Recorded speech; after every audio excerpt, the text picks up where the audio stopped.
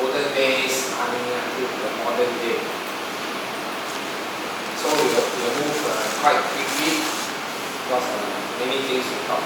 Okay, so we talk about early money. Then you understand people use metal, precious metal as money. Then later we have paper money, or we call plastic money, all this printed money. Then we talk about what to use gold pegged with the value of money. So you cannot anyhow print money. Then somehow US switch back to fiat money. And nowadays people talking about electronic money. Each person has their own skill.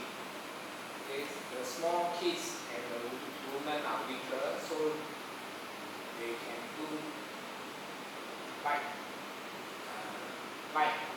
tasks like sewing, making clothes, or making arrows, to trade.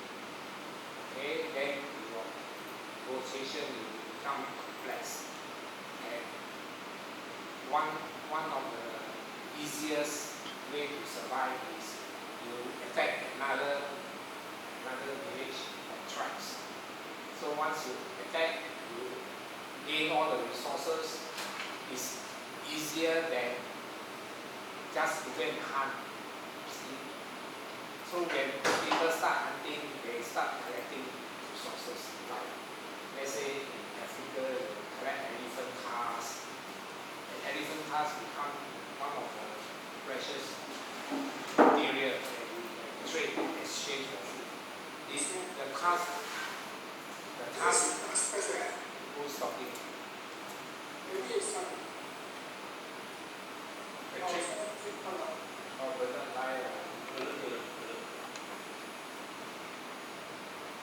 so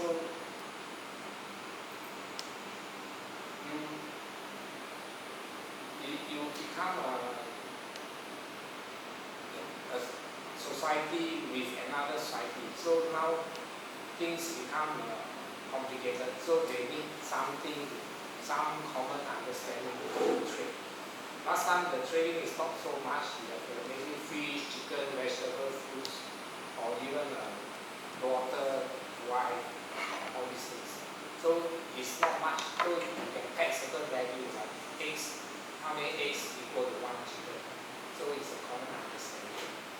Okay, but as things get complicated, okay, you need a common value, something to measure values like food. Food you have vegetable, you have fruits, you have meat, you have live animals. So all these have a value. Different animal, different size, all have different value. So somehow human will just value it differently. If I have many children, I will not value effort as much because my children can do all the effort. But if I don't have many children, I may value effort more. So I can pay a bit more, exchange maybe with something which I think has a lower value and exchange something which I think is worthwhile. So there are many things like consumable. John, to say something? Okay, other consumables, you have wood, animal hide, arrows, services. Okay, I can carry water for you, I can bring food for you, I can go all this, whatever, all these considered services. Of course, early people, they don't term in all this here, but we just classify it. Or you can have hardware, for example, tools, hammer, buckets, furniture, all these things. Then more expensive items like assets. We have people are assets, we have houses, become jewelry, when you've got nothing better to do, you have too much resources, you don't mind buying jewelry, something nice, beautiful, you decorate your own self or decorate your house. And then we have precious metal. And at the later stage, when people are more advanced, they discover metal and become quite precious metal like gold. Gold is easy to discover because they exist in nature. Whereas things like iron, aluminum, these do not exist in nature. So early people cannot discover them so easily. Okay. So with plenty of this sort of thing, then you need to establish some form of value. And the way they measure this value, it's called money. They use money to value all these services and food, consumable, whatever thing you want. Okay, so they measure in units like dollar and cents, or rupiah, or whatever they have in the past. So we find our Singapore currency, we have a decimal point.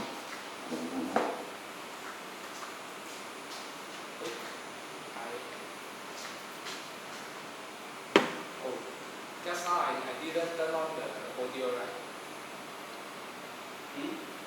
And switch off my audio. I switch off the audio because I can't hear you what you're talking. I forgot that my audio is off. So you all don't catch anything, right? Or you all don't know that I started already? Don't know. Oh, okay. I see. You must talk lah, then you know. Okay, the topic is evolution of money. Okay, we will talk about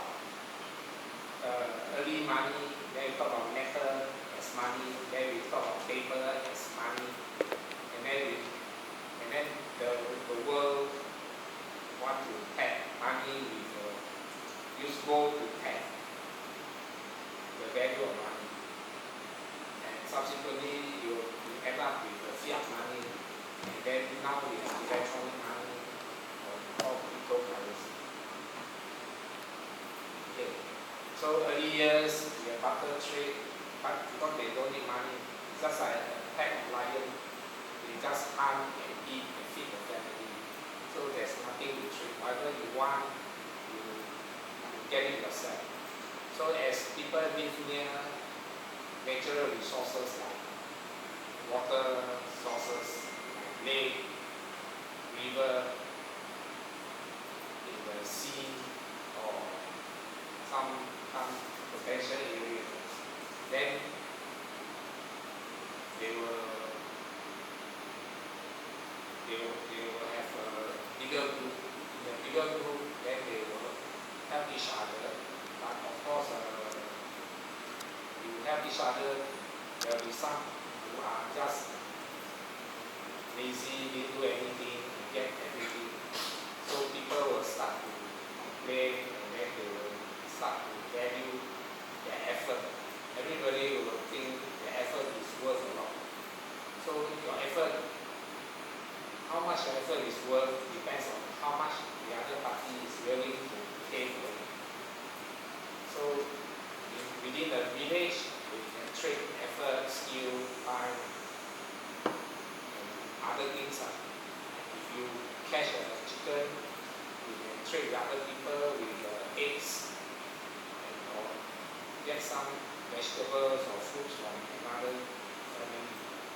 So this sort of thing can happen.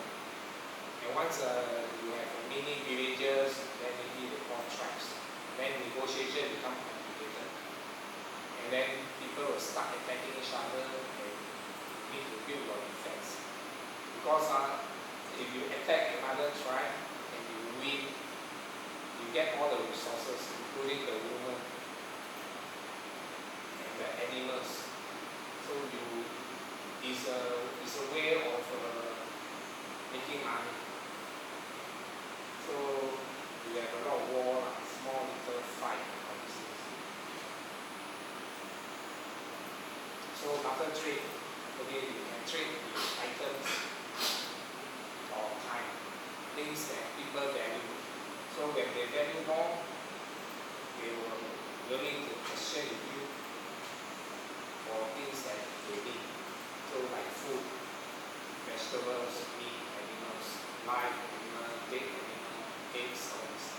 Then consumable items like wood, animal hide, animal services, all these can be traded.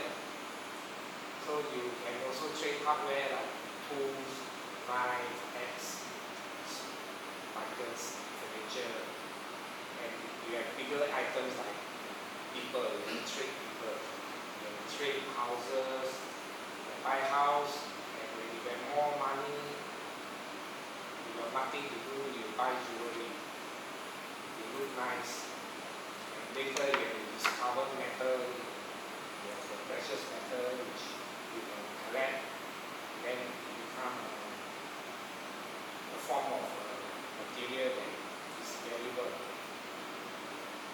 Okay, but all this when we get complicated because there are many tribes, many villages, so you need a way to measure. So normally money is created by a ruler, king or emperor, where he has many subjects to manage, to maintain. Okay? So they must create something to measure, like you call dollar and cents, or you call rupiah, rupee. And this thing called money must have a few characteristics.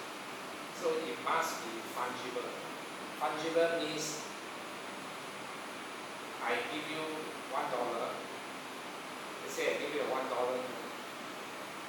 Later, you can return me $10. I give you back $9.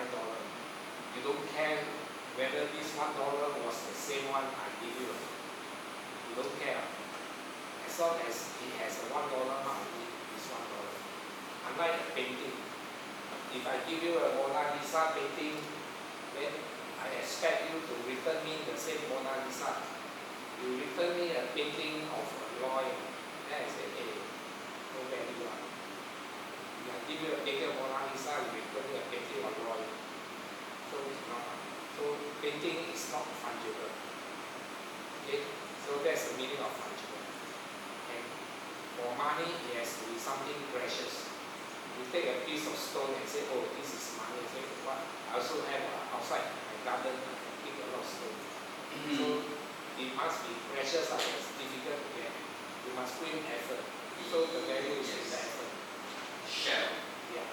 Anything that is precious that you can get, you can take effort to produce, that effort is the value of money.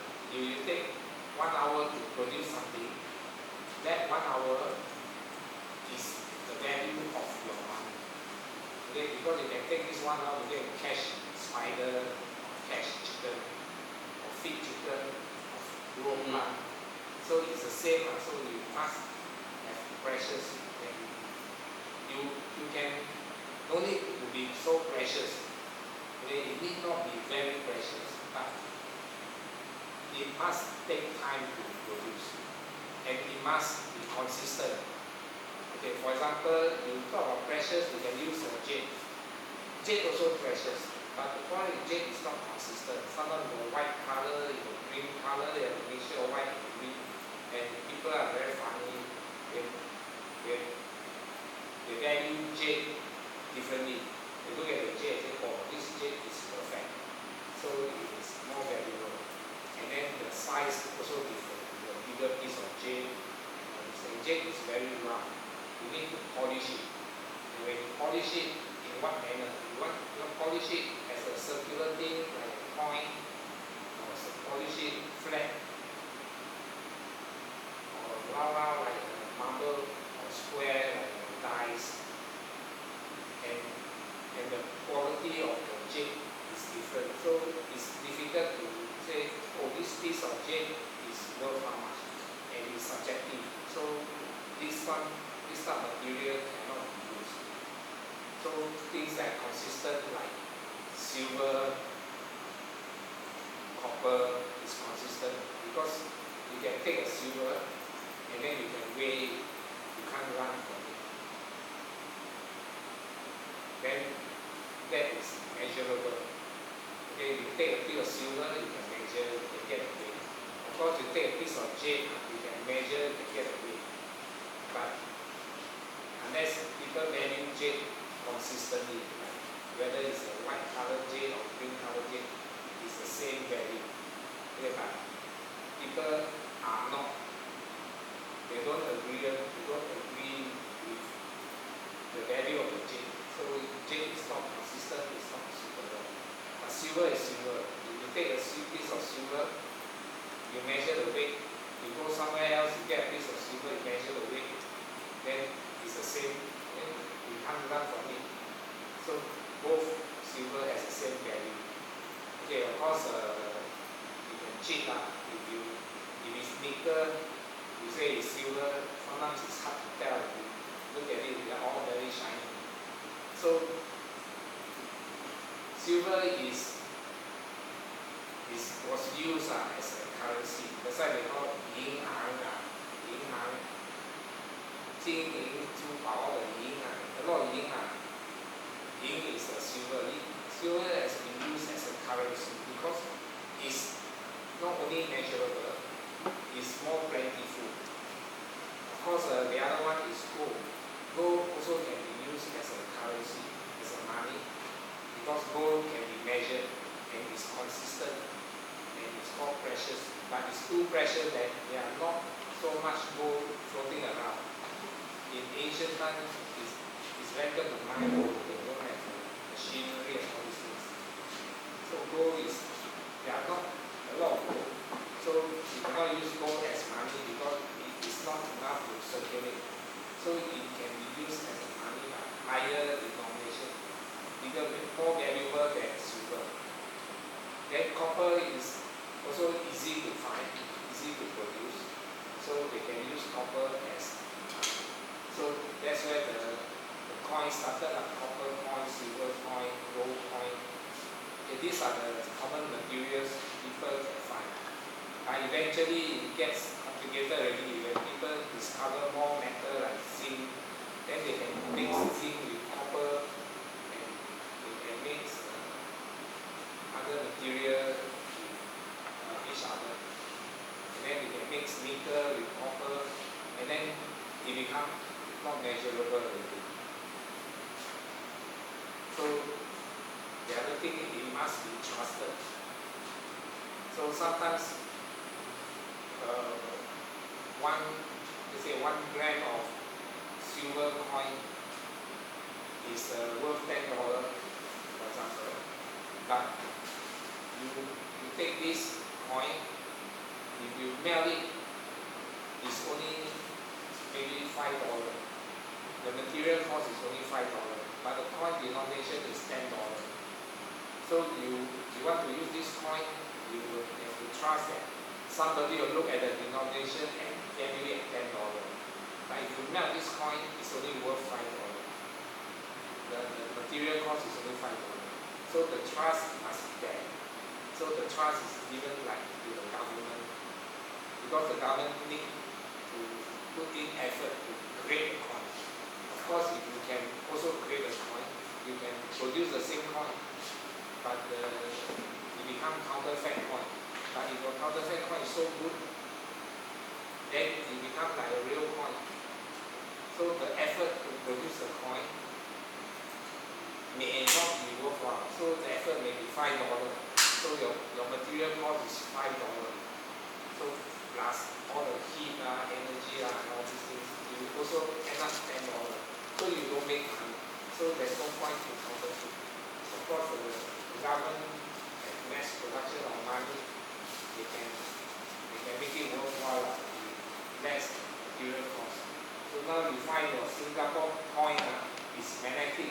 They put in iron nowadays they put in iron, nickel, iron, and all this. So they are cutting down on material cost.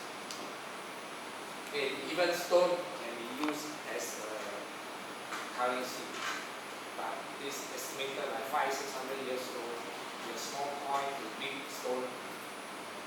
Some they use it as a small stone, they use it as a currency, right? They use it to exchange. And this is in a small island, those island nations, they don't deal with the outside world. So over the years, the custom, people are accustomed to it, okay, and they are willing to accept coin. Somebody will have to spend the time, polish the coin, make the coin. So that is the value of the coin.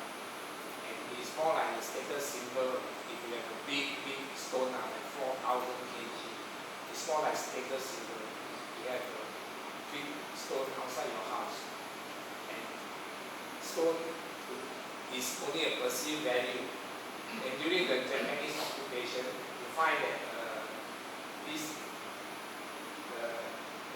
area in the Pacific called the yak, sound like Chinese name yak, like John Yak. These people they call them yak. Okay, the Japanese look at this stone, they don't value it. Or you say a status symbol or you put outside your house, you are a big shop. The Japan look at it is they use it as a ship anchor, take the stone, throw in the sea. So what's the value? So the value is only in your mind, in your custom, in your culture. You believe it has value, it has value. You don't believe this is just a stone. I use it as an anchor. The most I pay you 1 bag of rice to take your stone and use it as an anchor. If I have the power, I don't value these stones. So it's useless. So this is like gold, silver.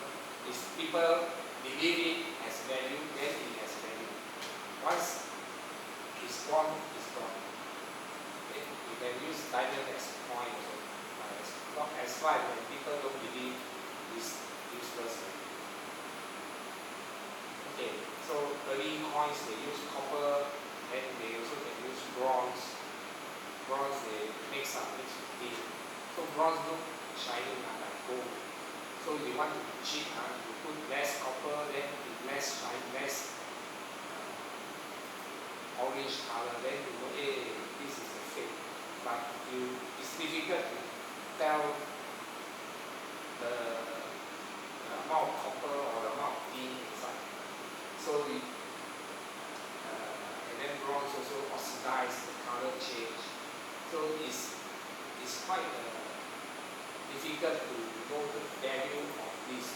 So normally it's the king or the emperor use this material to stamp coins.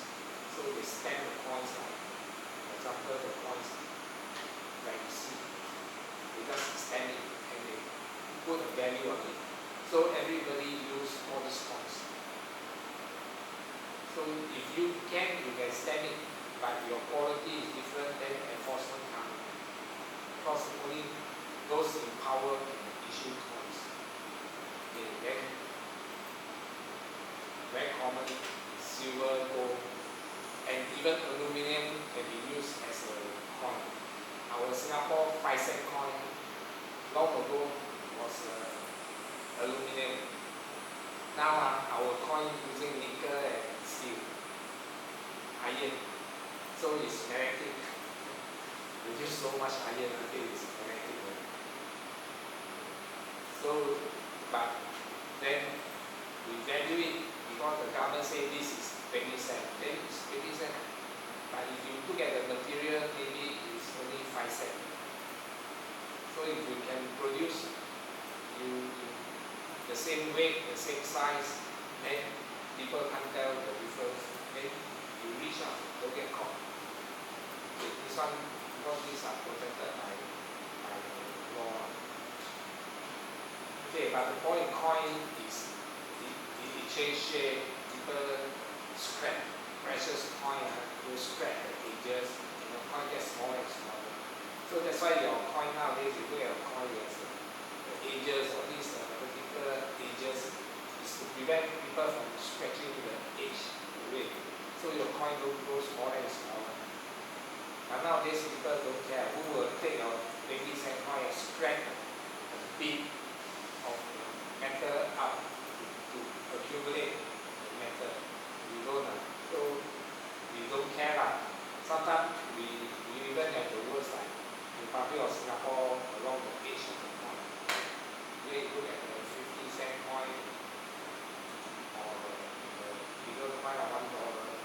sometimes they do words out. So if you stretch, the word disappear.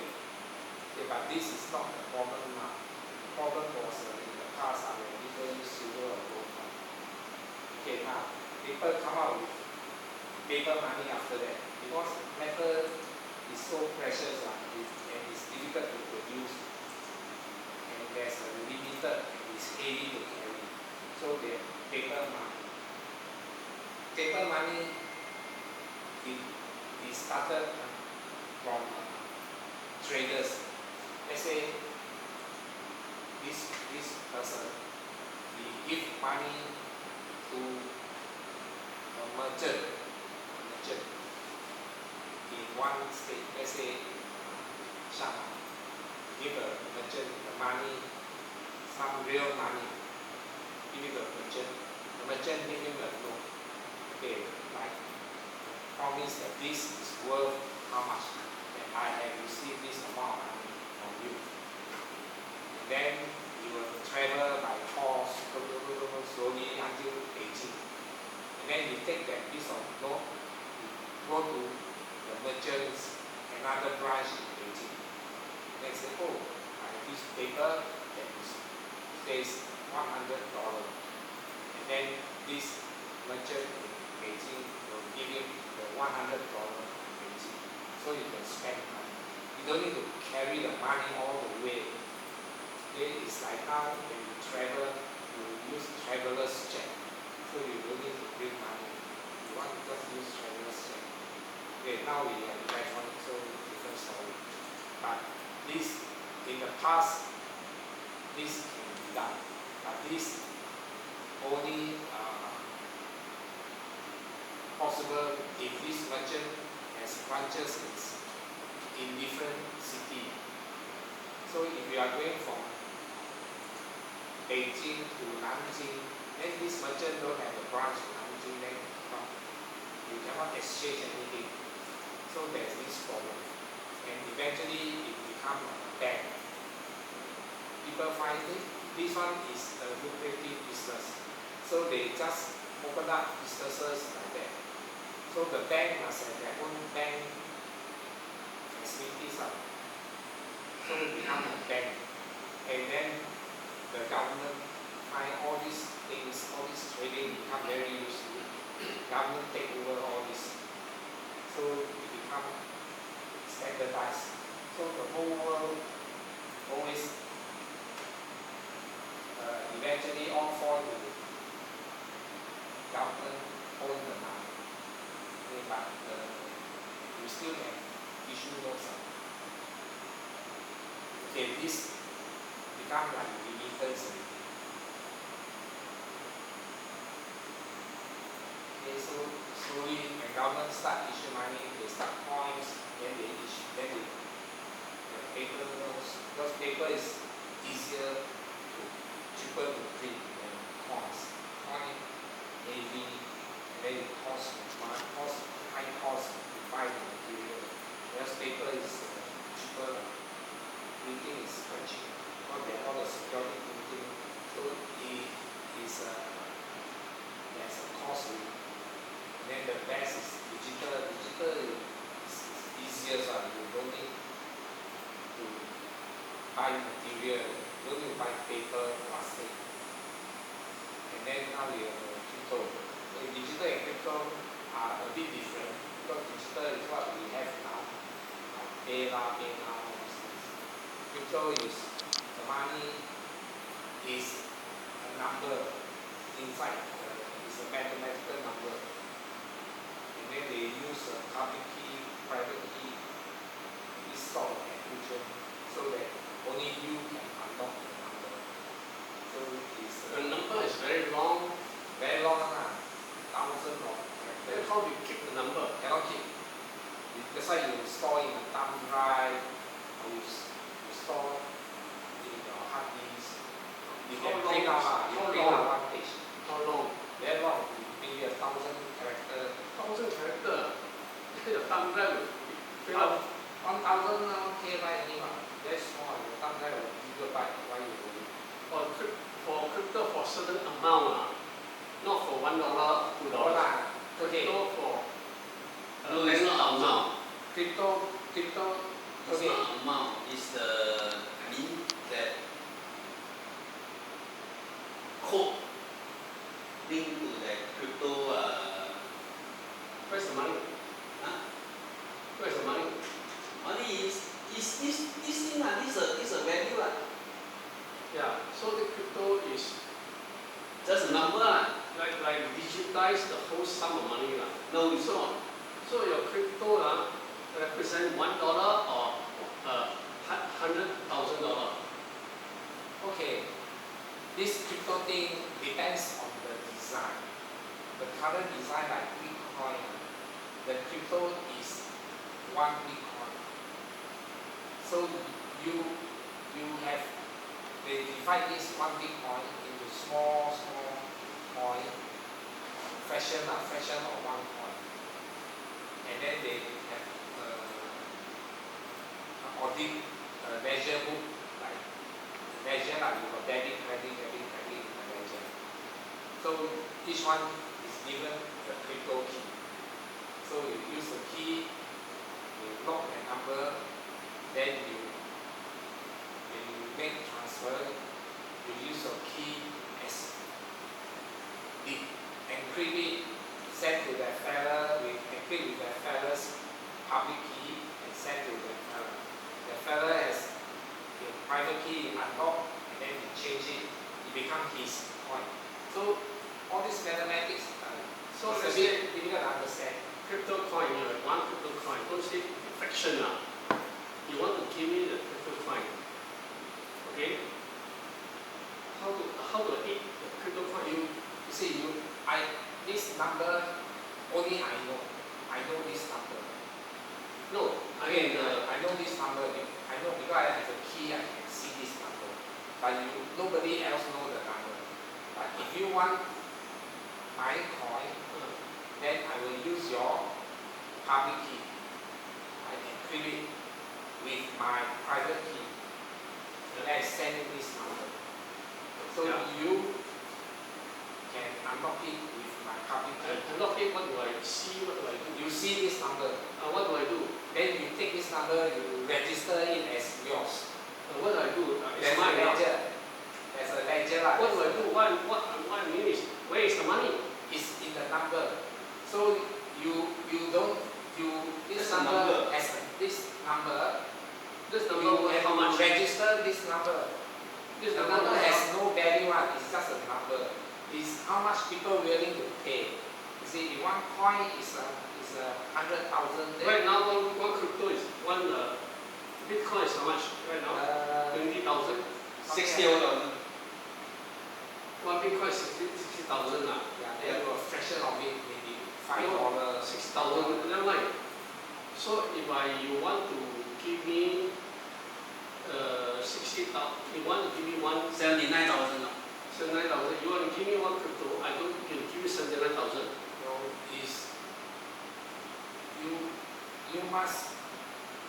how you give me in value in exchange with a cryptocurrency. I want out of the system. I want one Bitcoin. Okay, I want one Bitcoin. You pay the seller by bank transfer or whatever, that is outside the system. Once he receives the money, either in gold bar, in US dollar or Sing dollar, he will give you his number. He will show you his number. So your system must take this number and quickly register it as yours. You will encrypt it. Then nobody can see it. So that's my crypto lah. That number become yours already, and then nobody else can see already. So that's my Bitcoin lah. So nobody else can see, and then it's yours. You cannot disclose your secret key. And then I want to cash out. I send it to you. You show it to me, then I take your number, I encrypt it, I put it, register, become So mine. you give me the 71,000. You must make sure you take the money first. 79,000. If it's online, the fellow say I have cryptocurrency, you give him 60,000, you take your money, you keep quiet. your money fly away. So how to transact? Cannot. So you go to crypto exchange. So this crypto exchange is like a bank, okay, like a stock exchange like that. You buy share, you go to a stock exchange to buy share. So you pay money, the fellow make sure you get the share, he transfer the name for you. So you don't have to. They would the agent will do everything lah. Yeah, the system will do for you. System you don't have to. But if you want to do it yourself, let's say you buy Very from dangerous. William Ho, you must make sure. Yeah, cannot make sure. I Yeah, can't you make sure must about make it. sure I better go through the agent. you give the money, he give you the coin, then quickly register the coin, become yours. I must run to somewhere to No lah, register. online. Because if you don't, you can give the coin to someone else or you go and give it to his left hand, right hand, you lost it already. So and William must make sure your money is real one. You receive your money, then give you. But if it's someone outside, you don't know mah. So you must trust the system, just like you buy share. You give William the money to buy share, you take your money, you don't give you the share. So you are dead. bottom line is we must always use an intermediary that is approved by the government and so on. Intermediate, not government, is like a bank, it's like a stock exchange. Yeah. It's or bank, it's a private organization. And there's two ways to do it. One is you keep the secret code inside your own electronic wallet, inside your thumb drive or whatever. Or you just have an account with this exchange. So the money is keys. He only give you a number, just like a bank. Okay. Yeah, but the fellow bankrupt. Finish yeah. He will bankrupt like No, there's another risk. The hacker hack into the bank, the depository, and take everything, and that's it, you gone. then you bankrupt or he can take your money, he go and buy something else. He go and buy US shares, he go and buy US currency, go and buy renminbi. He go and gamble, he can do anything because your money is there. It's just like a bank, and there's no control. The government don't control like a bank. Because this crypto is not controlled by the government. So the fellow absconded with your money, and that's it already. And it's so popular. Yeah, because they say, only 10,000 lost of in mind. So everybody 10,000 is a million. 79,000. Not 10,000. No, the 79 is one more coin. But normally somebody can actually take fraction of the coin. Maybe 0.0001 coin or something. It's 10,000 lah. One tenth of Million of one tenth of Bitcoin or 1/10. Okay. So anyway, in the early years, there's no control. The government, let's say dynasty, one of the China dynasty, he can create money. If it's coin, he just produce and produce and produce. So if he has a gold mine, he just produce gold coin. So he just pay people to go to the gold mine and dig out the gold. And if paper money, he just print and then put a stock, put a stamp. This is mine. So no control. So that's why after a while, there's so much money floating around that there's little value. People angry already. I save so much, and now last time $1 can buy one chicken. Now $100 can buy only one egg. So people will stop. And then the government very easy. I have soldiers, I have so many things. I buy food. I just print money and get Print. Just like this. So Japanese occupation, you see the banana money. They print and give to their soldier. The soldier take the money, go night club, drink beer, enjoy life. No money, come back, print some more, take. So then the nightclub earn $10 one night, become earn 100,000 one night. bankrupt, become very rich, and then they anyhow spend on to go and buy chicken rice, go and buy this, buy that, and then how come everybody becomes rich? And then people at one already. Okay, so during the war, the World War I, World War II, Europe fighting with Germany, and then Japan fighting with China and Southeast Asia, and then India providing the soldier and the resources, rice, everything, until they themselves starve. Provide all the food because they are under the British colony. So the British take all the resources away from India to feed their own soldiers.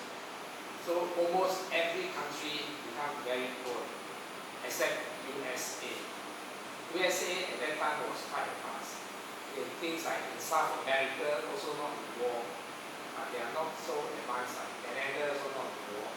But the most advanced is USA because the British also asked the Americans to produce weapons, radar, ammunition, and US has a lot of immigrants and they have a lot of resources also. They can dig from the ground, many things are. So US factory run overdrive. They become the manufacturer of the world. They produce all the weapons, everything for the whole World War II. And when the war is gone, everybody find that all the houses, factories, road, railway, bridges, all damaged. They need to rebuild. So US have all the steel. We have the steel, we have the oil, we have manpower, we have factory, we have everything. Wow, US is a superpower now. And then US said, okay, now my money, I will pay it to gold. You all want money? You bring the gold to me, I put in Fort Knox, then you can print your money. So after the war, they back it gold after the war. So because they have a lot of gold already, because the British have a lot of gold. They stole from China the gold that they occupy China, they fight the Opium War, they take all the gold, silver, they move to Britain, and now they use the gold, pay the US for the weapons, for their own destruction, and now US have all the gold. So they say, okay, now we pack the gold. But US has a lot of gold. Other countries no gold. China also not much already, all lost already. Japan also take all the gold away. Everybody has no gold. Only US has the most gold already. And they say pack the gold. Okay, everybody they don't argue. They can't argue anyway because US is so powerful. It's called random wood. What is the wood? That period when it was packed with gold. When some wood. When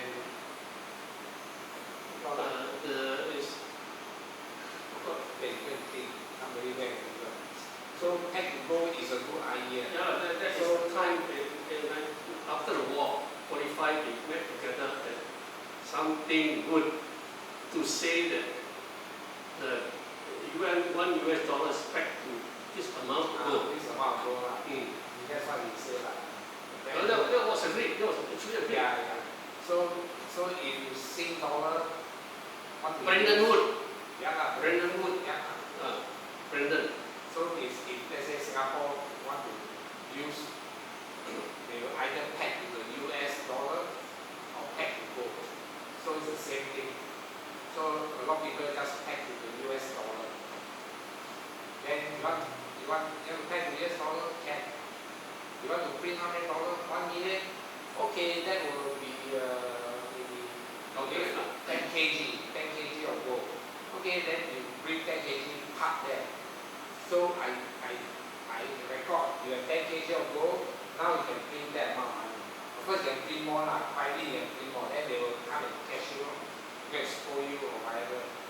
So there's control lah when you want to print all this machine, the serial number, auditor and everything. So you cannot print. You can print only exactly 1 million. You use this amount of gold, you put there, you can print 1 million. So you circulate this 1 million. You want some more? Go and find gold. So the whole world is like that. But US, they are so powerful, so rich. They go and fight war in Vietnam. They go and fight war all over the place. So now they are fighting war, not the British anymore. The Europe is building. Germany is building. Everybody is building up. Japan also building up because they destroy everything. But America is fighting the war now, so they are spending the money, and then they don't have enough money, and then they scared already. In 15 August 1971, President Richard Nixon, he said temporarily ended the convertibility to gold. You cannot convert to gold. You cannot take your US dollar come to me and exchange. The French sent a warship to US. Said, I want my gold. Okay, this is the amount of US dollar. Take that my gold. They said, no. Cannot. They give exclusion. You cannot do that. And then it started fiat money. They give a name, I don't know why they use fiat money. It sounds like a car. There's a car also called fiat. Yeah, it's just paper money. Yeah, paper money. Last time also paper money, but tagged to gold. Fiat money means it's not tagged to anything, but still the same paper money. Okay, but temporary ended the convertibility, but until now, still temporary. Still not yet. Because the temporary will take so many decades, maybe forever. Okay, so now they call it the petrodollar because they fight to Saudi Arabia. They tell them, I protect you, you use my US dollar, all your oil tagged to US dollar. When you want to sell oil, they must be US dollar. So the whole Middle East, they are now selling oil in US dollar. But this has stopped already because the agreement with Saudi ended already. So when that increased the demand, then US Bretton Woods power is capped at $35 per ounce. Per ounce of gold. Right now, $1 US is one ounce is $35 US. One ounce, $35 per gold. Now you go up so much on 1 ounce. how you take 5,000? You take so much money just to get the gold back. Otherwise you take 1 million US dollars, give me back my gold. US don't have enough gold. Because the Vietnam War, it lost a lot of money. That's why Nixon started. It's not just the Vietnam War, they also internally they also anyhow spend money because they have plenty of money. Okay, so spend until they have no money. So when they use the fiat money, then they must increase the demand. Once you increase the demand, the value will be there. Okay, and US also started this rule. Okay, you cannot anyhow print money, although it's called fiat money. You cannot just because you are print. You cannot go to a printer machine and print 1,000, print 1 million. So there is control. Who control? Self-control. The world will monitor you. Who control? Yeah, you must have self-control. You cannot anyhow print, although it's called fiat money. But who is controlling who? Okay, so how they control each other? How they control? Even Singapore also have control. Okay, MS is the one that controls. But who controls MS? Okay, the government. Same in US, last time was the US government controlled the money printing, and then they lost control. They cheated they want to spend, they own self print. So they own self control themselves cheap. And then people don't trust already. And this fellow called JP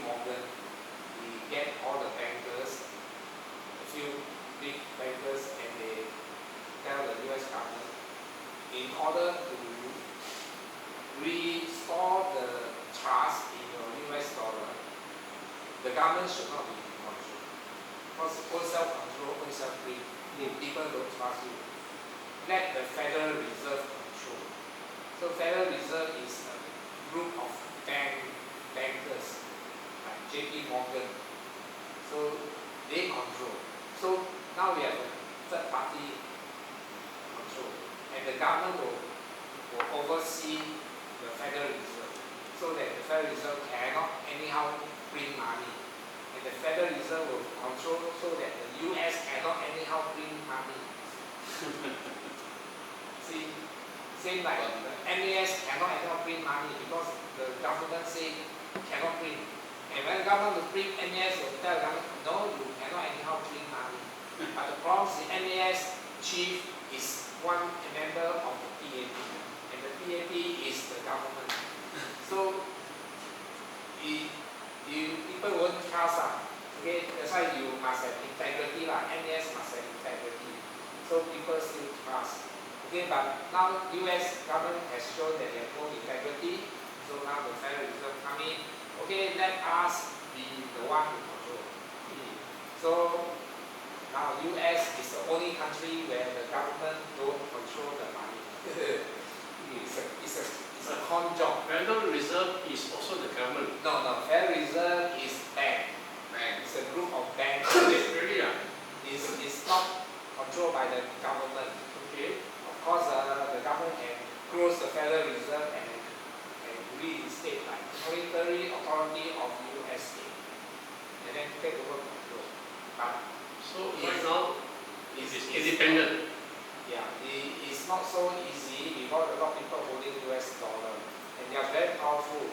Imagine the Federal Reserve now, they can authorize the printing of the money. So now the system is the US government cannot print money, but they can borrow.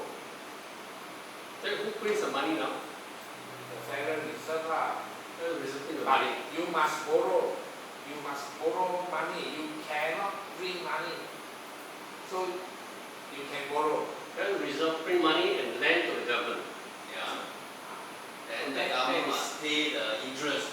The government pay interest. So government can borrow, but how government borrow? Okay, so government can issue bills, notes, and bonds.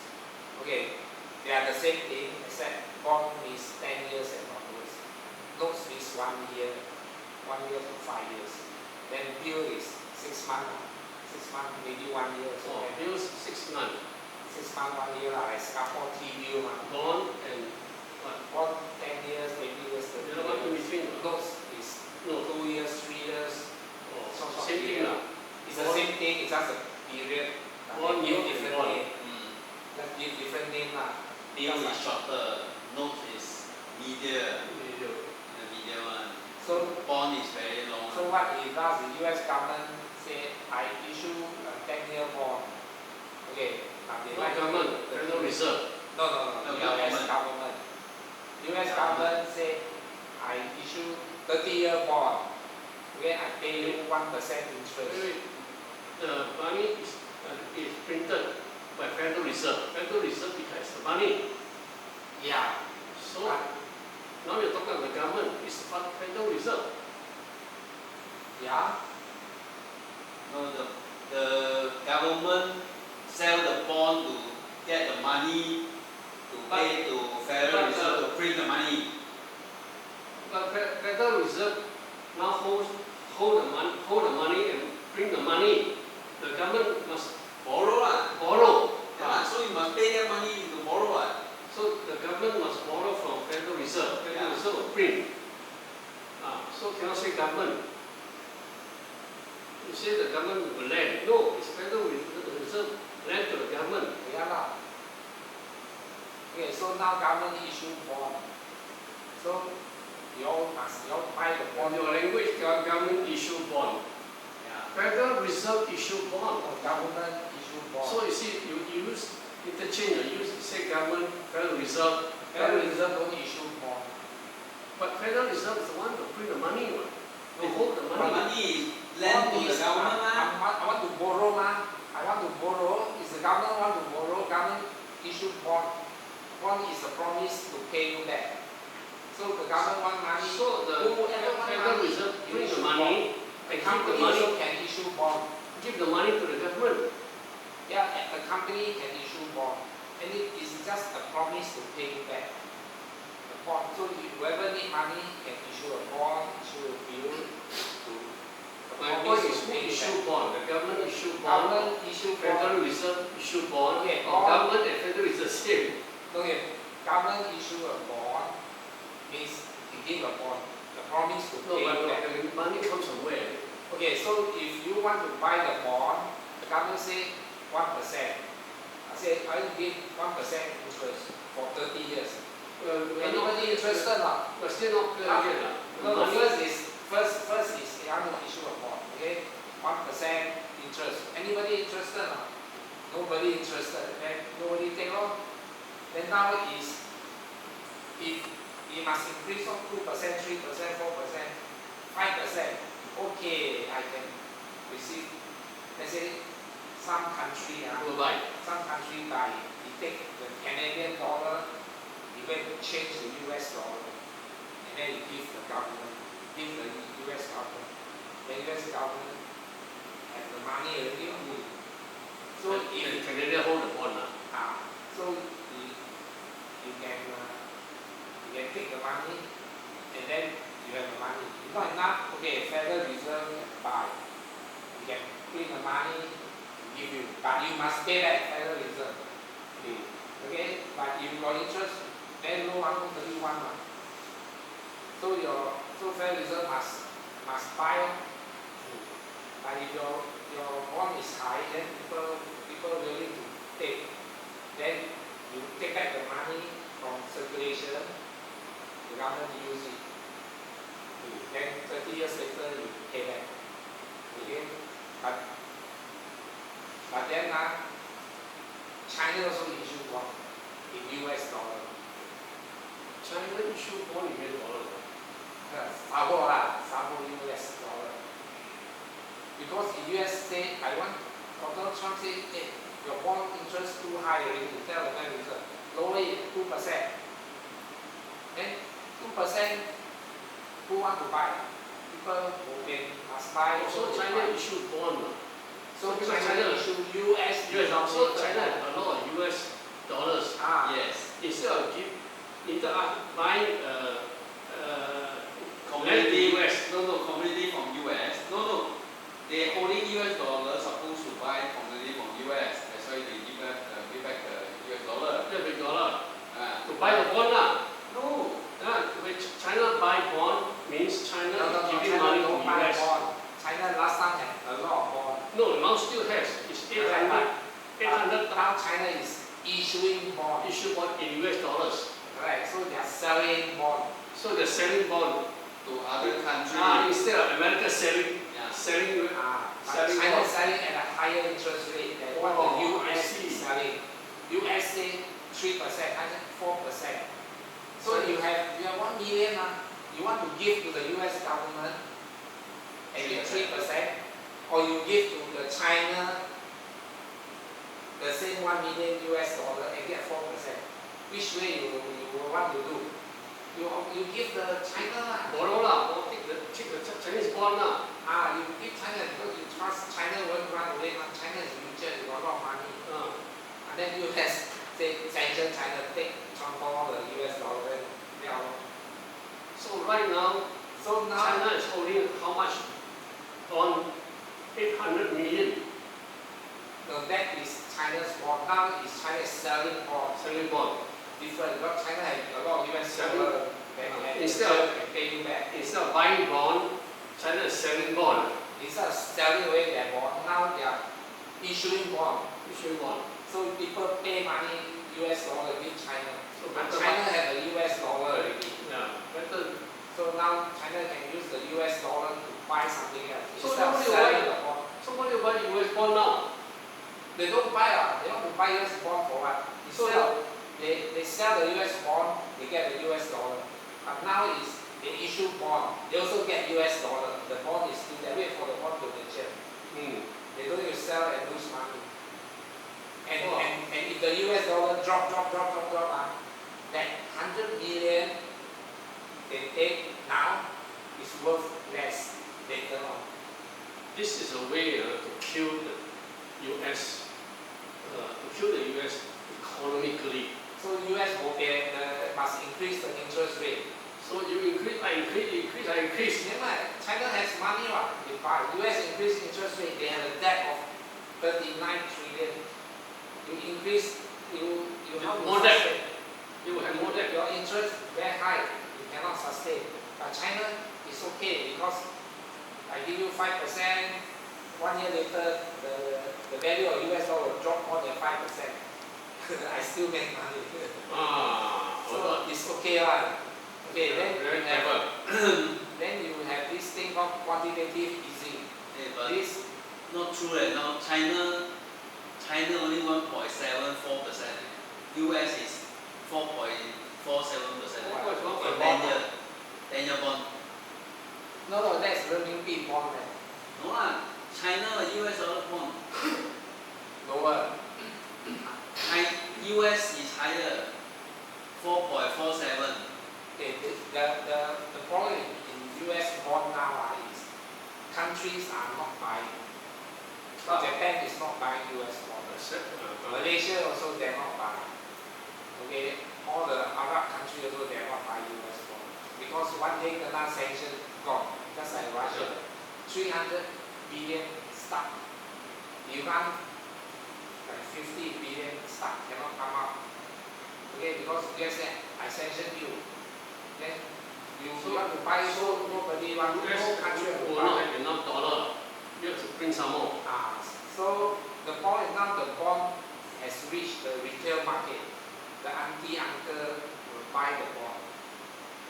But this type of people, the moment something wrong the money, they run away already. They sell and run. Okay, because they have no diplomacy lah. They don't look at the country's demand or what. They look at oneself. Hey, I don't want to lose money, I sell it. So the volatility is very hard. Okay, it's not like a big country, let's say like China, you cannot anyhow sell the bond. You must look at Trump face, see how is it, look at the situation, I sell a bit, I sell a bit. But as individual buyer, you don't care how the system goes. You just sell and run away. Cannot tell you individual. How can individual how much? If a lot of people are like that, because if the countries are not buying, the businesses are buying, the individuals are buying. But these businesses are private businesses. They see something wrong and they quickly throw and run away already. So the crash will be faster than now in future. Because these retail investors, they have no clue about what is happening. They got no political attachment or loyalty. Since when China has been selling US dollars bond? Last time, long ago already. Long ago, been selling. Long ago already. Last time was higher. The interest rate was higher than the US dollar. Okay. So once they have the US dollar, they go to Africa and then they clear the debt of African nations. They lend the US dollar to African nations to clear the debt. And the African nation will pack the debt in renminbi. So now the debt has changed the US dollar to renminbi. They clear the African debt from US dollar to renminbi. So it's safe now, it's all packed in renminbi. Okay, now the other problem is QE. If no money, then Federal Reserve will issue quantitative easing. So they will use some money to buy. Since when Federal Reserve is out of government control? Since when? Recently 5 years or 10 years? JP Morgan, early 1900, 1900 something. Early 1900. Yeah, when there's So a long time already.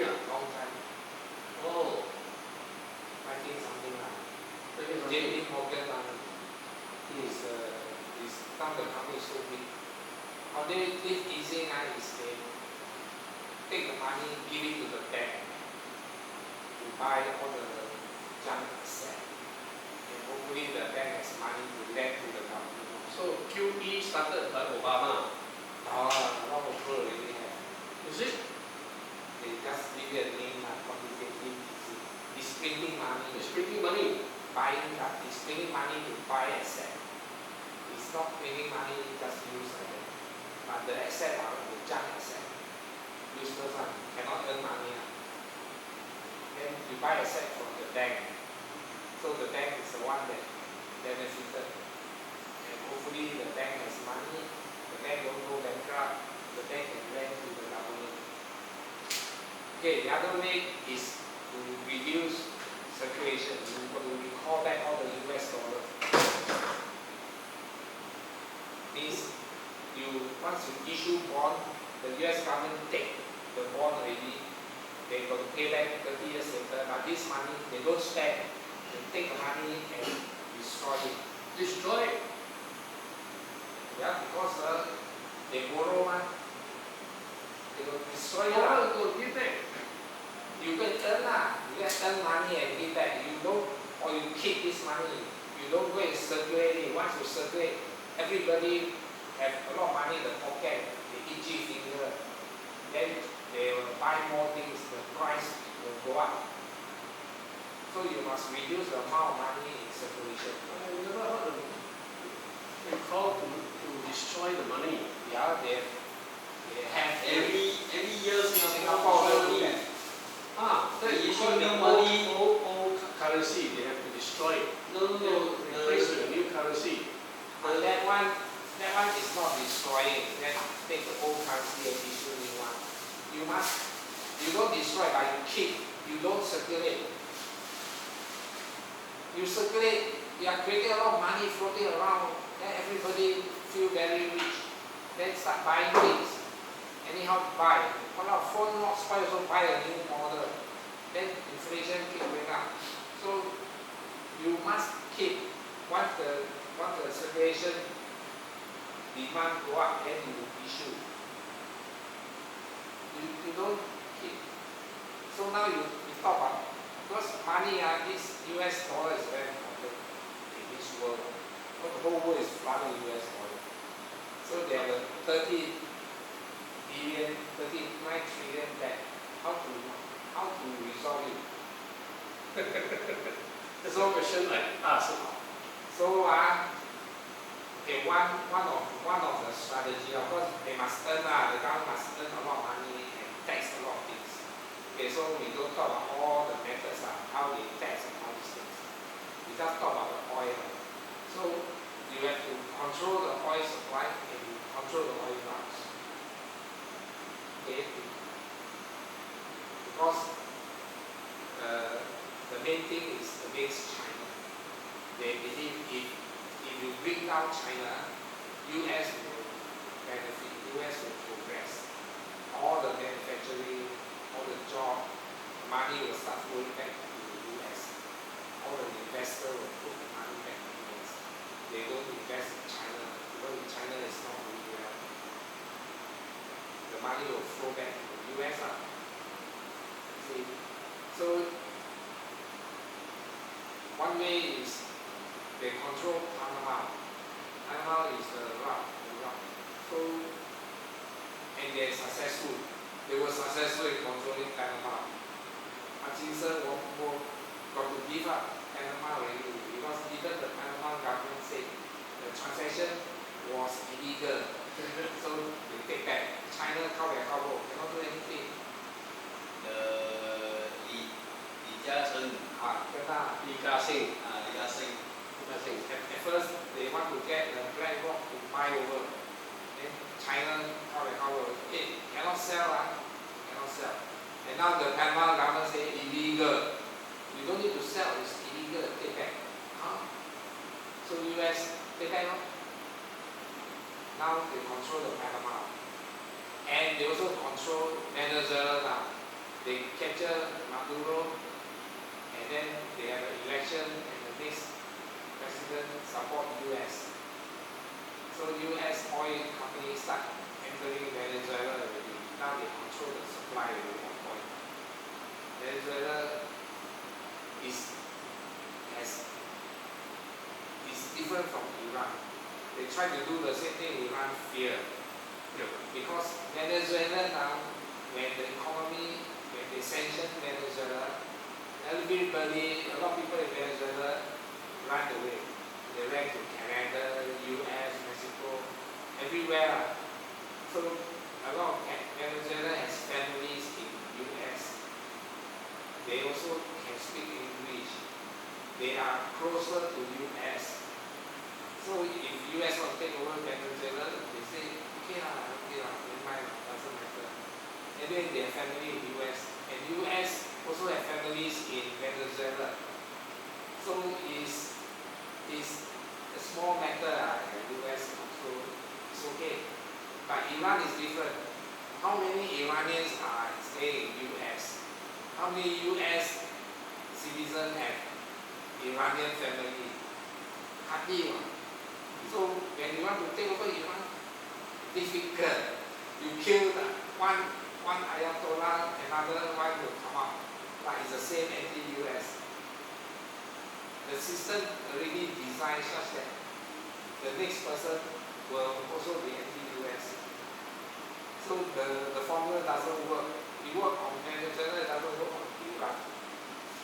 Then they thought they can take over Iran, or they have a military base, they can take over the Straits of Hormuz.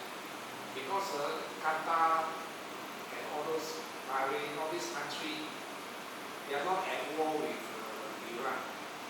So the Hormuz can still run. There's nothing wrong. So, but the problem is, when they attack Iran, Iran whack every Gulf nation. Qatar, Bahrain, UAE, US all interest, US military base are there. And they say they are helping US to launch attack. So they whack all these countries. Everyone. But the day when they bombed the airport in Kuwait, everywhere Qatar, Kuwait. No, Kuwait, they bombed the airport in Kuwait. One person died, right? Then 5 people injured. But the Iran issued a statement saying that the one not be bombed, the one is US. They launched counter missile. Okay, shot down his missile, but the thing landed at the airport. Not direct hit. Not they bomb. It's not direct hit because they shot him down, then whole thing bomb, then come down. But it doesn't matter who bomb. Iran also bomb a lot of countries in the Gulf. Already bomb a lot. One bomb, they claim not there, doesn't make a difference. They throw so many bombs already. Okay, so if the US take over the Strait of Hormuz, then gone already. All the oil is gone. And the next one they will take the Suez Canal and Strait of Malacca. And then China is stronger. China is dead. But now Hormuz also cannot start. But China now already negotiate with Thailand land bridge. Yeah, but slow land bridge. Slow. For Myanmar also can, but slow. Okay. Then they also built a pipe from Pakistan all the way to China. No, from Pakistan. So the oil straight away they park at Pakistan and then they suck out the oil and then the pipe will go all the way to China. Also land from Siberia also, Russia. So the dependence on all these streets will be less really, all from the land. Okay, so now we see what other mistakes US overlook. Okay, the US export is a oil exporter also. They export 1.8 million barrels per day to Europe. Okay, so if Iran stop oil export, it's okay. US still export oil to Europe. They still make money.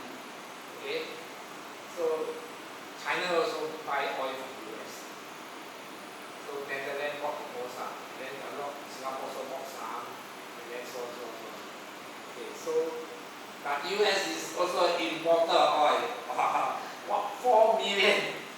He sold 1.8 million barrels a day to Europe, but he bought 4 million barrels a day from Canada. And then US go and find fault with Canada some more. And next is 50. 50%. If US is successful to annex 51 states. Canada as a state, then all this oil is not a problem. But Canada is a separate country. So, and all the oil are done by private companies.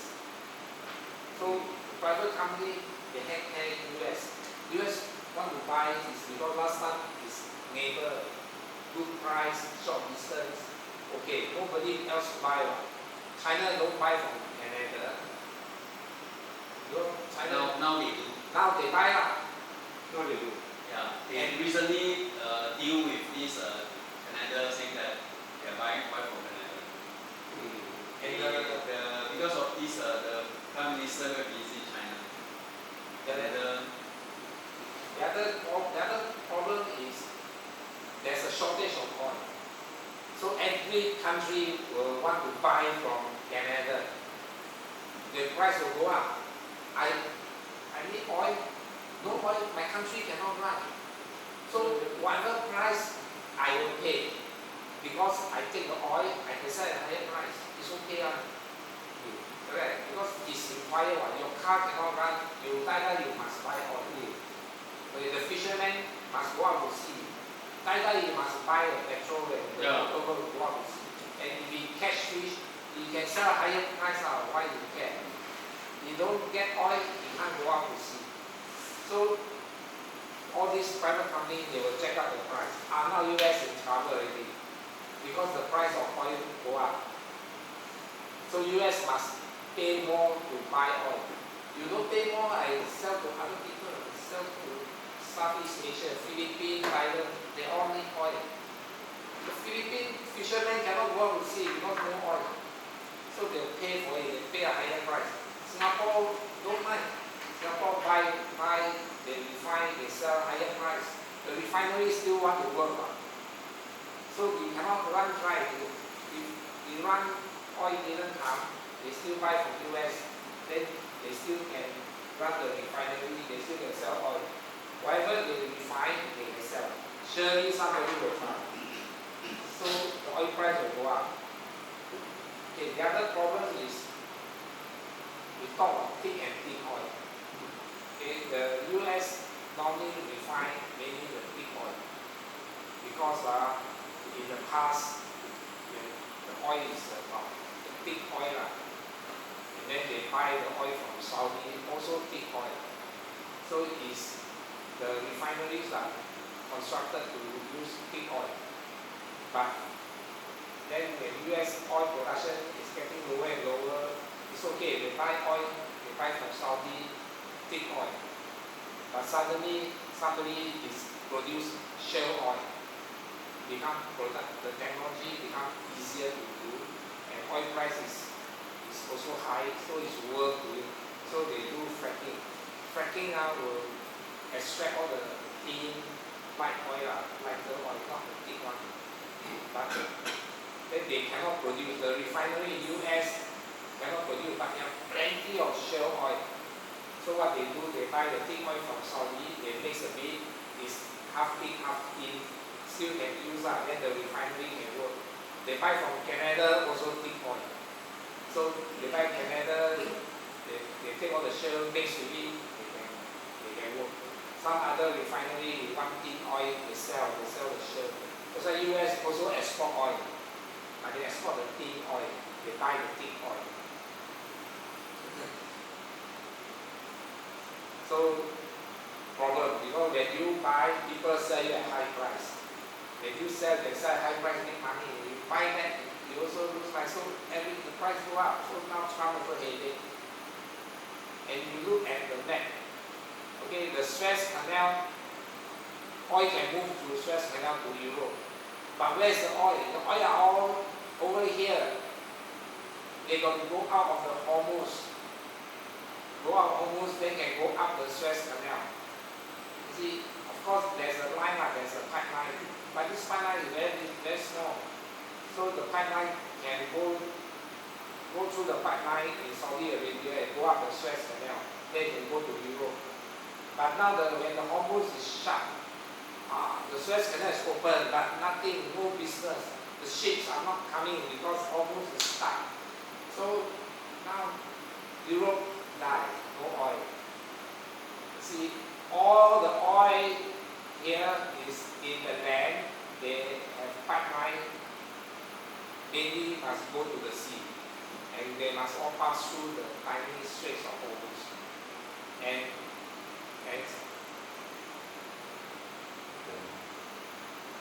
then you see Canada produce their privately owned, almost blocked their supply drop, demand went up, oil price went up. So who can pay more can get it. Singapore is rich. Singapore can pay for the oil, no problem. So we don't have oil problem. Then US cannot permanent back. So US is an oil exporter, but it's not immune to oil price hike. Okay. Then you look at Singapore, high income, small country, our oil only a bit away. So we generate electricity using gas. So we are not affected by oil price hike. Now of course when the oil price go up, the gas price will go up because we pack the oil price, pack the gas price with the oil.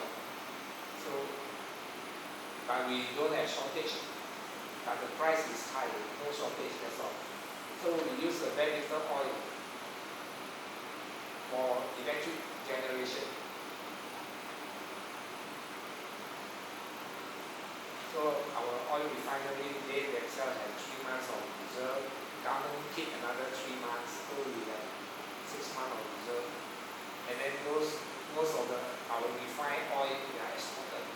So we still make money. Okay, the price of oil go up, the refined oil price will also go up, we still make money. Then 8% of our cars are electric.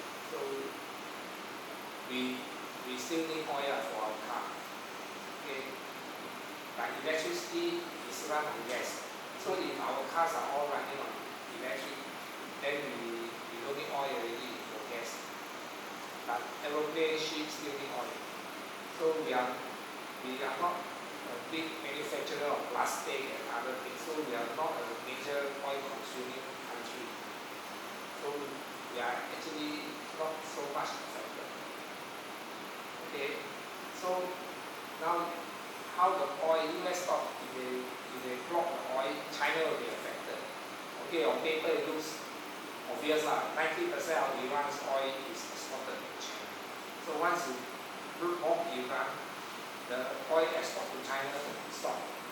90%. Okay? So when Hormuz is blocked, China get no oil. Saudi oil cannot reach China. So it's like a shale wind. But if you look at this chart, you see the US bomb Iran is in blue. Iran go and bomb the other country, bomb Kuwait, bomb Qatar, bomb Bahrain, bomb UAE and all these places, Oman. End up the Hormuz cannot move. So oil cannot go. Even the pipeline going here also blocked. So the only pipeline that can work is the one that go through Saudi Arabia by 2 meters. So now the whole world start. Okay, US stop. Hey, no problem. Iran block, but actually Iran bomb every father, mother, son, and daughter. So end up the Hormuz block. Now you look at how China use oil. Okay, most of the oil, although Iran sells 90% of oil to China, Iran's oil to China is not even in the chart. It's under others. It's too small. Too small. Less than 2% is under others. So to Iran it's 90%. To China is less than 2%. Kuwait is 3%, Qatar 2%. This will be affected. UAE, Oman, Iraq, all these will be affected. Saudi, but Iran is nothing inside. Okay, and China, the oil comes from Russia, 30%. Okay, and then they still have a railway train all the way from Iran to China. So you still can get oil from Iran by the railway track, right? It's not a lot. Ship can carry more oil than the train. Okay, but the ship still can come. Okay, the ship can hug the coast. So when there's an economic zone, okay, exclusive economic zone is like 370 kilometers away from your coast. So the ship can move, and that means the ship is still within the territory of the country like India. So US cannot bomb the ship because it's in somebody's country, it's not in international water. US cannot stop them. It's only when they try to cross the international water shortcut, then they get caught. So the ship can still hug the coast and move along. So you literally cannot do anything. Of course, Iran will say, okay, this ship going to Europe cannot go, this ship going to US cannot go, this ship going to India can go, China can. So that's why they control, and they charge you a few million for your ship to cross. So Iran also earns some money. But now you look at our electricity in China, 62% is coal. So China don't use oil. Hardly. So you block the oil, the electricity in China still run. China have hydroelectricity 17.8%, wind power, solar, nuclear energy, and so on. They need coal. If you block the coal, China is dead. Like China have their own coal, so you cannot block. So they coal buy from Australia, Brazil. They have their own coal mine. So that's why China is also worried about Australia because of the coal. The electricity, they are currently doing a lot on solar, trying to build up solar in the Xinjiang area so that they can less rely on coal. And coal also dirty and pollute the air and so on. And then if they go to electric car, they don't need oil already. So they run on electricity. Electricity can be hydro and this and that. So they try to go away from oil. So that's why China is going to electric. Okay. So now China is about 20%. Okay, going up. They expected to increase to 59%, 2040. But maybe it's faster than that. Currently, the price of oil is so high. Okay, so oil consumption, transport. Okay, diesel, gasoline, but construction, chemistry, other things they require oil. So if they can remove transport that is dependent on oil, then China is not worried about oil anymore. Production, construction, all this still need. Yeah, everywhere need oil. The factory produce plastic need oil, the fertilizers also need oil, everything need oil. But then the transport, if your transport is using diesel or petrol, and you don't have the petrol, your car cannot move. But you run on electricity, they are okay. See, so they are going electric. It's a strategic move. Okay, how the US can sustain 39 trillion debt? Okay, first they can reduce inflation. Okay, on paper they look at what are the products used to calculate inflation. Just take out some of these products. If it's shampoo is inflation, they just change the shampoo change to soap and then inflation drop. So you look at what are the items, the basket of items used in the calculation of inflation. Just change the item, and then on paper the inflation drop. Because US subsidies tag to inflation. So when the inflation, the subsidy go up, so the government will pay more money. But once the inflation, say 2%, I pay less. But you can change the formula, you get 2%. You don't change the formula, you get 3%, 4%. So on paper, you can cheat a bit. Okay, or they can reduce the interest rate. Reduce interest rate, your debt grows lower. So now you can go into the bond market, reduce interest rate. But the point, China also create US bond. So everybody fighting for US bond. Then the tariff, you tariff everybody, you increase tariff, you increase the income. Or you can increase the share value, you can IPO or sign all the US dollar with IPO of SpaceX, IPO of Synopsis, you can sign all the US dollar. Okay, you can have quantitative easing. So the Fed is like a central bank. The Fed gives money to bank to buy assets, buy junk assets. Then the bank has money to loan to the government. Okay.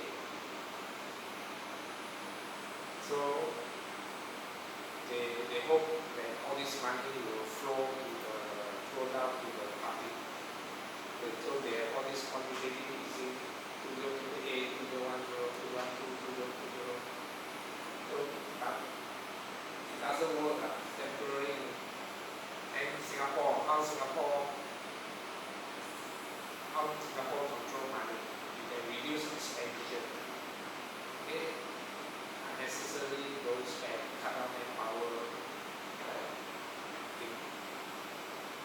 increase productivity, reduce borrowing, increase income,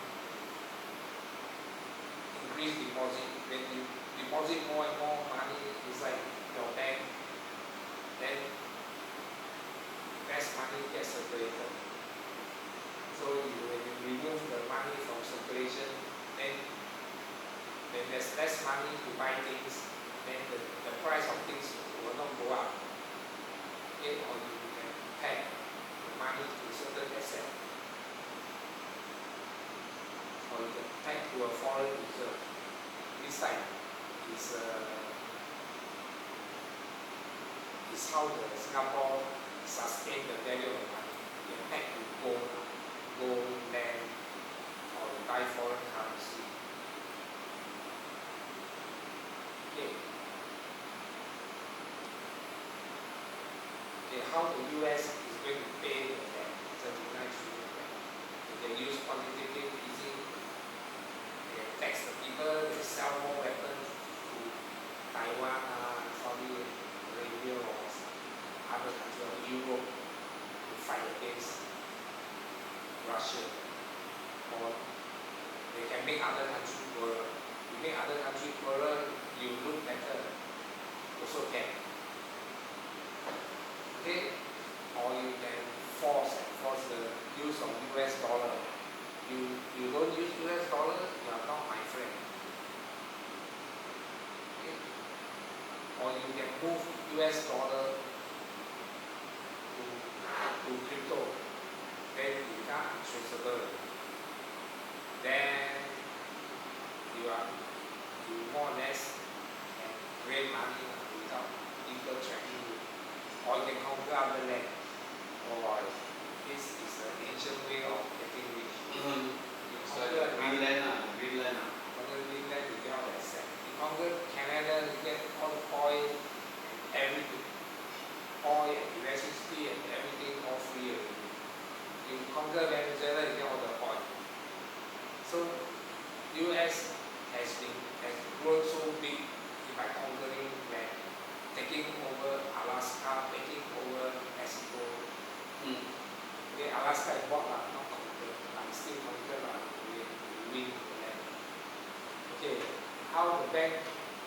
bank also can create money. In bank in Singapore, you borrow from bank to buy property.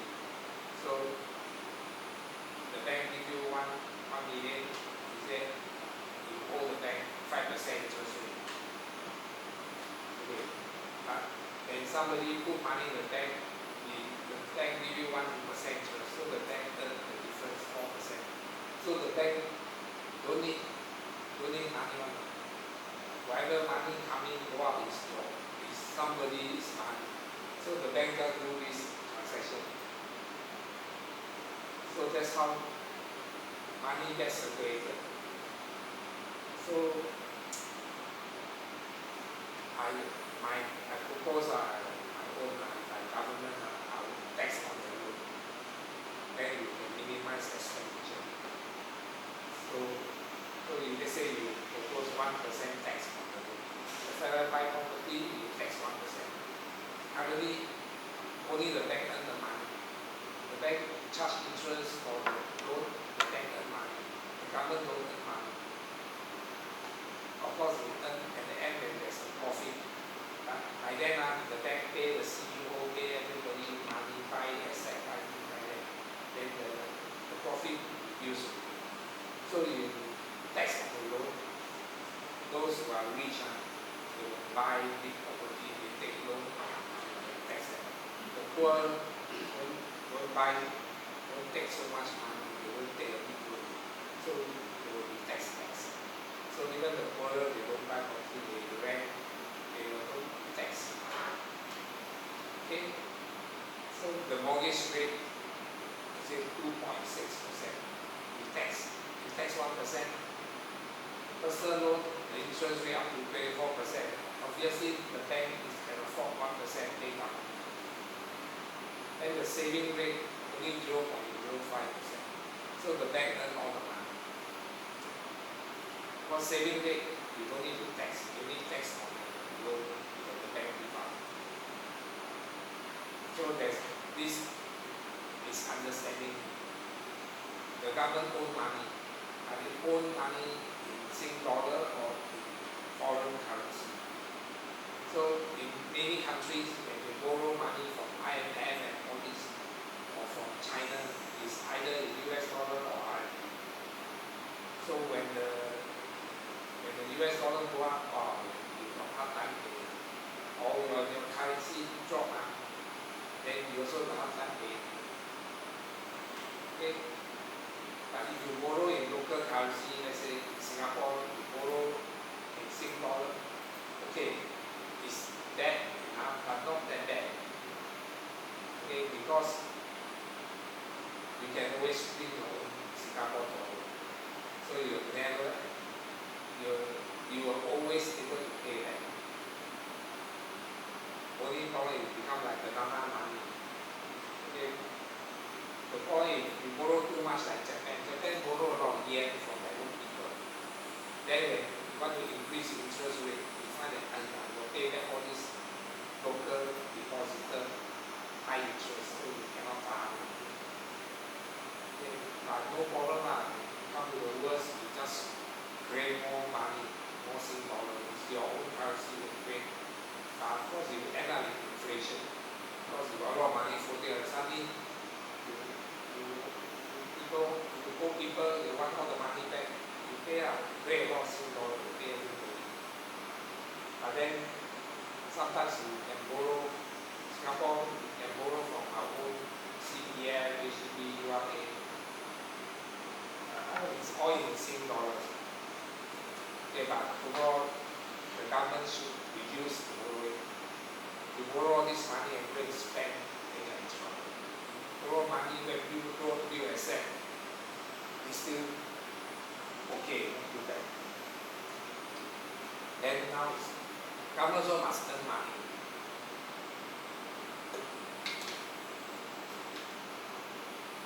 The most obvious is to tax people, income tax, property tax, all this. Because you can create levies, license, your driving license, you pay for it, your worker levy, custom duty, stamp duty, you can fine people, you charge for services. Okay, or you can privatize, you privatize power generation, privatize this and that.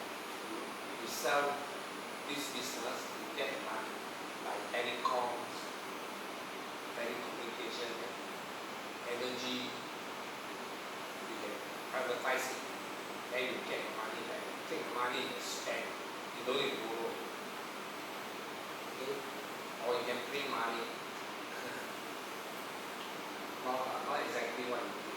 Print money is not, you don't just print like that. You can borrow and print. Okay? And our government can sell land, 99 year lease, 20 year lease, 60 year lease, then you get money. When you sell land, they give you the money. Then you can absorb that all the Sing dollar. Because too much Sing dollar in circulation is no good. It makes the money very cheap. So, or you can use the money, you can invest the money, you can earn money. Like Temasek, or you buy foreign reserve, you take money, you can buy US dollar, buy renminbi, all these things. Or you buy other shares of other countries. Or you ask people, come, alright, let's come and invest in Singapore. So there's a war in Middle East, you come here, it's safe here. Park all your money, bring all the money here. We have a lot of financial assets to invest. And invest in AI, so a lot of money coming. Money coming, pay local, pay salary, pay tax, pay rental. Okay. So you can issue coins are collectible. I also propose we have, like foreigner also pay CPF, but not non-refundable. That is something like a tax. Otherwise, foreigner get higher take-home pay than local. Okay, you can borrow. Using CPF, you can borrow by issuing Singapore saving bond, you have treasury bond, treasury notes, T-bill. Okay.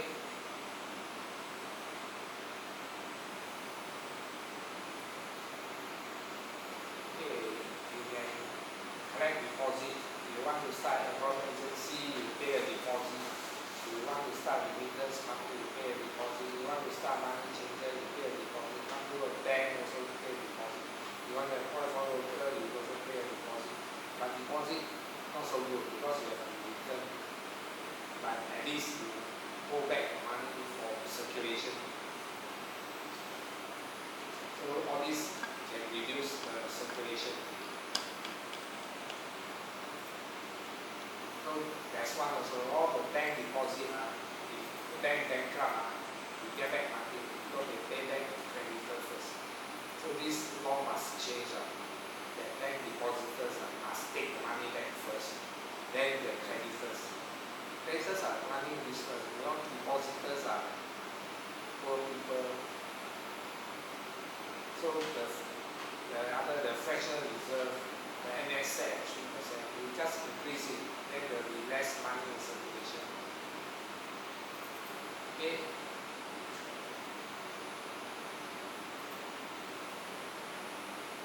Okay, we don't talk all this already, but next time we'll talk. Okay, this. Okay, the other thing I want to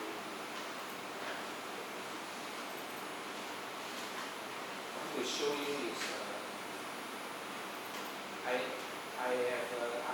started a business in Malaysia, buy properties. So I started with Tri-Tower. Already bought 2 units of Tri-Tower. It's $1 million each. Tri-Tower is located just 50 meters, just next to the RTS. RTS is an MRT that link from Woodland North to JB. So in future with the MRT, a lot of people will either stay near the RTS, come to Singapore to work, or Singaporean who go in Malaysia will just go to RTS, take RTS, reach there, then can stay there, come back home also easy. So from RTS, you take MRT to Woodland North, sometimes it's faster than people staying in Singapore. You stay in Singapore, sometimes you will take a bus to the nearest MRT. Then you take the MRT to work. RTS straight away Woodland North, then come to Singapore. The check-in is faster also because you check in as you enter the RTS. There's a custom. The custom will check in for Singapore and Malaysia at the same time. So you don't need to queue up. If you take a train, and the train reaches JB, everybody alight. So there's a long queue. Say 100, 200 people will be waiting at the counter to clear. The RTS is, as people come, they clear the custom. So once they reach Singapore, they don't need to clear any custom, just walk out. The same when you go to JB, you clear the custom as you enter. Once you reach JB, you just walk out. So it's very fast. So Tri-Tower is the nearest to the RTS. And also they walk to the JB Central Custom. So if you want to invest, the return will be about 2.4%. Then we will pay monthly to you. You want us to pay quarterly also can. We will pay monthly in ringgit. Of course, we convert to Sing dollar. So this one is called perpetual loan. Whatever loan you put in, how much loan the company has, then we will pay you as a percentage of the loan. And then if the asset price go up when we sell the property, you also get a capital appreciation, maybe about 3% a year. So if you are interested, you let me know. I can send you I can post the document now, the agreement. Okay, this one is not like a bank deposit. You don't take out the money. You put in money there until the company decided to close down or whatever. We sell all the property, we return you the money. Otherwise, the money stay there. And you get a passive income forever. Well, there are free private parking, free Wi-Fi, Yeah. also 2 swimming pools, indoor, outdoor, rooftop.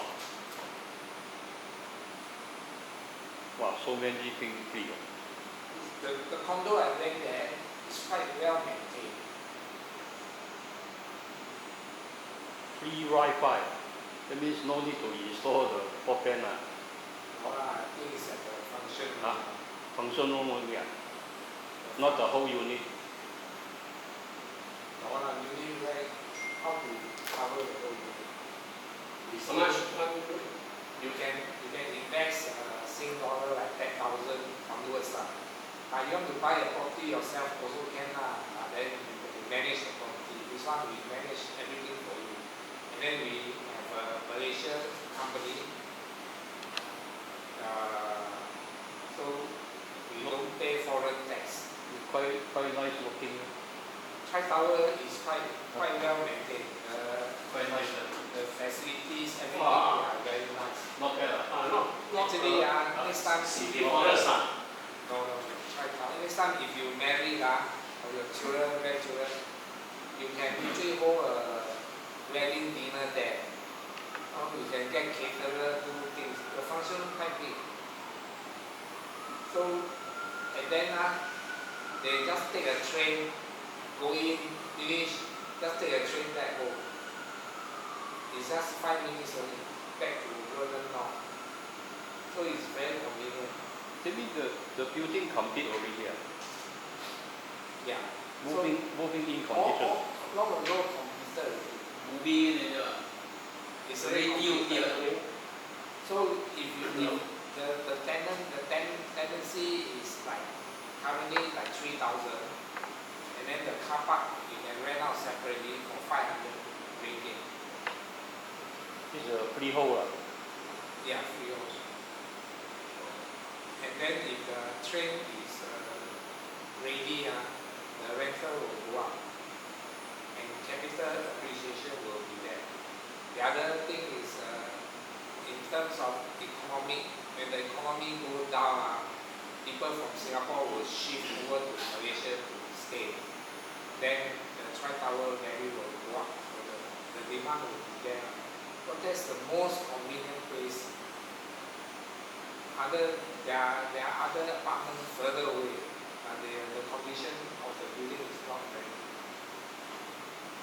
So Tri Tower so far is the best, the nearest, the best well maintained, and the fastest one. You go by Causeway, is sometimes there's a long delay. They walk very far. That means we can retire there. Buy a good bit to retire there. And I can retire anywhere. You want to retire you can retire in Cambodia, Vietnam, very cheap. No, but it's near to Singapore. Vietnam, Cambodia, or Laos, too far away. So you retire, why you care far away? You retire, you just go there every day, go fishing, eating, dancing.